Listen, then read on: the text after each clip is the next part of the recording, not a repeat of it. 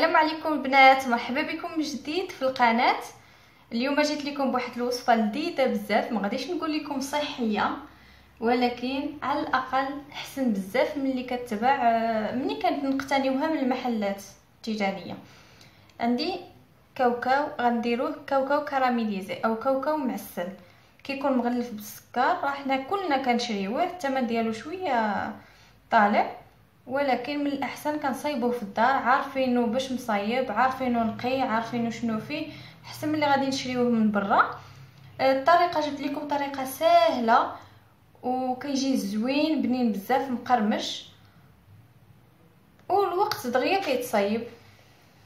نبداو على بركه الله. بعدا شنو نحتاجو ندي هنايا 400 غرام ديال كاوكاو خضر. ها هو كاوكاو خضر. عندي هنا 400 غرام ديال كاوكاو و200 غرام ديال السكر سنيده. زلافه، عبرت لكم بزلافه باش الاخوات اللي ما عندهمش الميزان يعرفوا القياس. وزلافه ديال الماء، نفس القياس ديال السكر نفس القياس ديال الماء. غادي نبداو على بركه الله. غادي ناخذوا اناء فين غادي نطيبوا، كاسرول اولا طاوه اولا اللي كان اي حاجه تكون ما كتلصقش. غادي نديرو فيها اولا السكر سنيده، ونديرو فيها الماء ديالنا،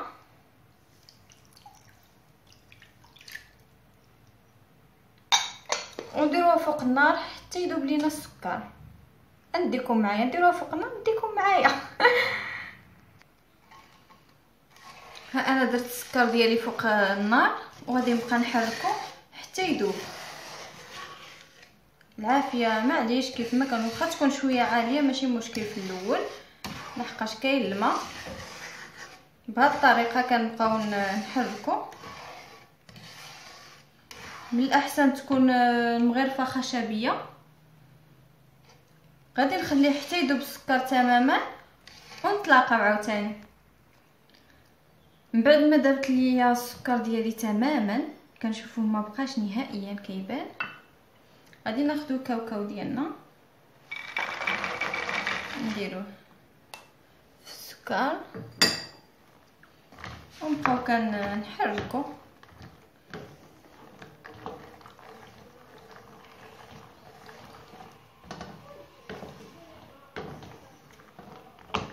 بهذا الشكل، وكنخليوه حتى كيغلي مزيان وما كيبقاش فيه الماء. وغادي نوريكم كيفاش حتى كيتغلف بداك السكر. تابعوا معايا الفيديو حتى الاخير، ان شاء الله غادي يعجبكم وجربوه، راه كيجي زوين وحسن ما تشريوه من برا. بعدا ديال الدار، الحاجه ديال الدار كنعرفوها نقيه وكنعرفوها مصايبه على اليد مزيان.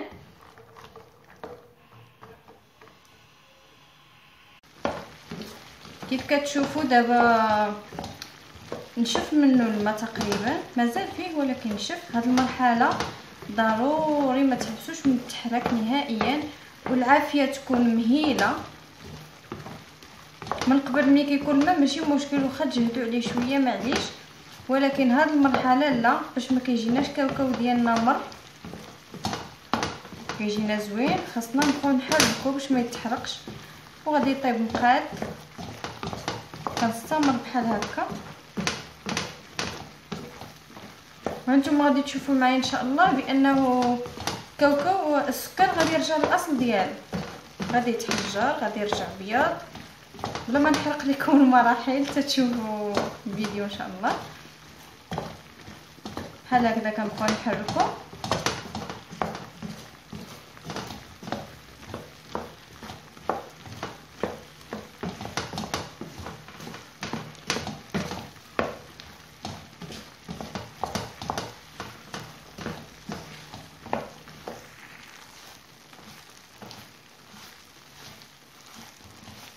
كيف كتشوفوا دابا السكر ولا كيرجع للاصل ديالو. كيف كتشوفوا في هاد الجنبات ها هو ولا كيبيض. حتى كاوكاو راه هو كيلبس بالسكر. كنبقاو نحركو، ما نوقفوش في هاد المرحله نهائيا. بحال هكا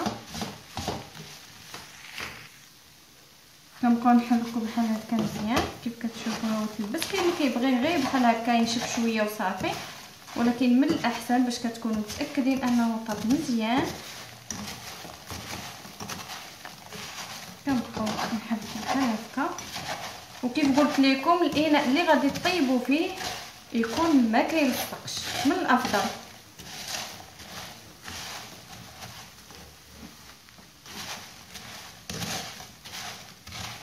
بحال هكا كنبقاو. هانتوما كيف كتشوفوا السكر ولا الاصل ديالو كيف قلت لكم بحال الاول، ولكن غنبقاو نحركوه حتى يرجع يذوب ان شاء الله بهذه الطريقه.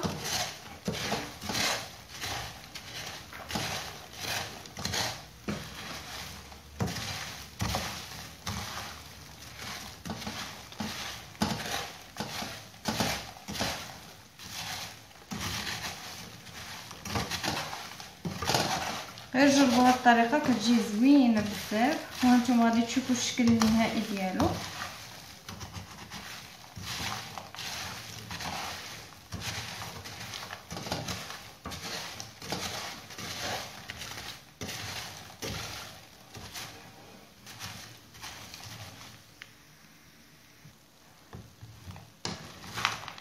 هانتوما كيف كتشوفوا ها هو ولا السكر ديالنا عاوتاني كيذوب مره اخرى. ما عرفتش واش كيبان لكم مزيان ولا، ولكن راه بدا كيذوب. غادي نبقاو نحركو حتى يتلبس مزيان تقريبا كله يذوب، والكاوكاو ديالنا كيتلبس كيتحمر من الداخل كيطيب. بهذه الطريقه كنبقاو نحركو. ما كياخذش منا كاع بزاف د الوقت، تقريبا 25 دقيقه راه كيكون طاب. وعلى حساب الكميه، انا درت هنا 400 غرام، الا درتو كميه قليله راه تيوجد عاوتاني اقل.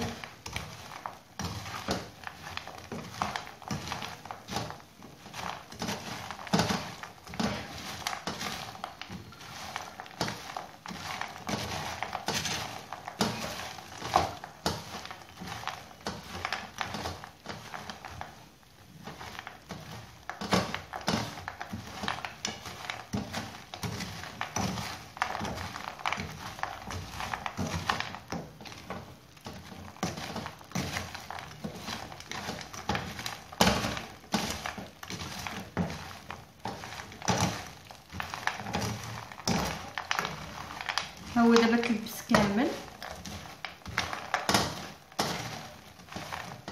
كيف كتشوفوا. ها هو كامل رجع مارون ملبس وطاب مزيان. غادي نفرش ورق المطبخ وبابي سيرفيليزي في الطبسيل ديال الفران ونخليه يبرد، نخوي فيه ونخليه يبرد. غادي نفرش بابي ونتلاقاو ان شاء الله. انا فرشت البابي اللي قلت لكم وخويت فيه الكاوكاو ديالي. كنحاول ندير هكا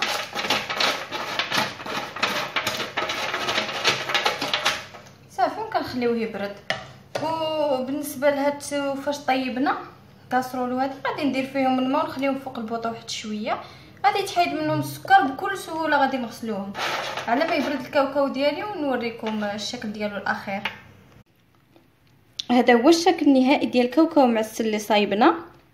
كيجي زوين بزاف، رائع في المذاق وفي المنظر. هانتوما كيف كتشوفوا كيجي احسن من اللي كنشريوه من برا، ما فيش ملونات. هانتوما كيف كتشوفوا كيجي مكرمل رائع. نتمنى تجربوا الوصفه ديالي، واللي اول مره كيزور القناه ما ينساش الضغط على زر الاشتراك اللي هو الزر الاحمر الموجود اسفل الفيديو، والضغط على اللايك. وما تنساوش خليوا لي التعاليق ديالكم بخصوص هذه الوصفه. اللي بغى الطريقه ديال كاوكاو حار او بالفلفل السودانيه غادي نخليه لكم في صندوق الوصف. راني درتو في القناه ديالي، القناه الثانيه كنظن الاغلبيه فيكم ما غاديش يكونوا عارفينها. مرحبا بكم عندي في القناه الثانيه اللي هي صفاء شانيل. ان شاء الله غادي تعجبكم حتى القناه ديالي الثانيه. مرحبا بكم. غادي نخلي لكم الرابط ديالها في صندوق الوصف، والرابط ديال الكاوكاو اللي درته بالفلفل الحار. نتلاقاو في فيديو جديد ان شاء الله مع وصفه اخرى.